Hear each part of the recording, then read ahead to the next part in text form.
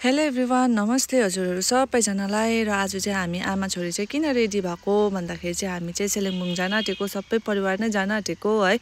र हामी चाहिँ यहाँनिर रेडी भएर पनि गाडी पर्खिरहेको थियौँ र यहाँ गाडी पनि आइपुग्यो भाइको है। यहाँ हाम्रो नानी भएको दिनको चाहिँ बोजूले चाहिँ देखेको थिएन नि त, पलातिनी जिजु बोजू हुनुहुन्छ नि त सेलिम्बुङमा चाहिँ है, मामा माइजू जिजु बोजू हुनुहुन्छ हो। सो त्यसै कारणले चाहिँ अब नानी भएको दिनको चाहिँ लगेको थिएनौँ नि त देखाउनु, र आज चाहिँ हामीले चाहिँ यहाँनिर लगेर जानु पर्यो भनेर चाहिँ लग्यौँ। र फाइनली हामी घर पनि आइपुग्यौँ र यहाँ चाहिँ हुनुहुन्छ मामा, यतापट्टिको बहिनी है। र मेरो नानी चाहिँ यहाँनिर जाँदा सुतेको थियो नि त गाडीमा, सो त्यसै कारणले चाहिँ केही भिडियोहरू अरू त गर्नु पाइनँ। र मैले चाहिँ यहाँ जिजु बोजूकै छेउमा नानीलाई सुताइरहेको थिएँ हो।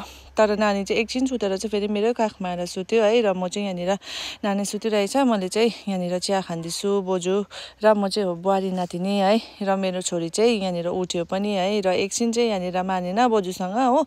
र मैले चाहिँ यहाँनिर नमस्ते गर जिउवा गर भनेको थिएँ, नमस्ते पनि गरिदियो हो जिजु बोजूलाई, जिउवा पनि गरिदियो। यहाँनिर आँखा पनि झिम्काउँदैछ। जिजु बोजू चाहिँ एकदमै धेरै खुसी भयो पलातिनी देखेर हो, इमोसनल भइरहेछ। र एकछिन बादमा चाहिँ जिजु बोजूले चाहिँ यहाँनिर गीत गाउँदै नाच्नु थाल्यो। मेरो छोरी पनि नाच्दैछ, यहाँ जिजु बोजू पनि नाच्दैछ हो। दुईजनाको एकछिन डान्स हेरेर चाहिँ यहाँ म गएँ किचनमा, यहाँ हुनुहुन्छ माइजू है। र एकछिनमा चाहिँ फेरि मेरो नानीको बदमास त त्यतिकै हो, यहाँनिर गुडिया बोकेर गरेको यता गरेको उता गरी हिँड्दैछ हो।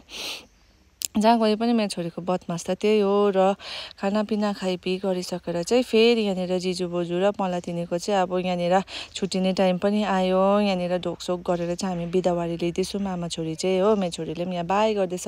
सबैलाई बिदावारी गरेर चाहिँ हामी घर फर्क्यौँ।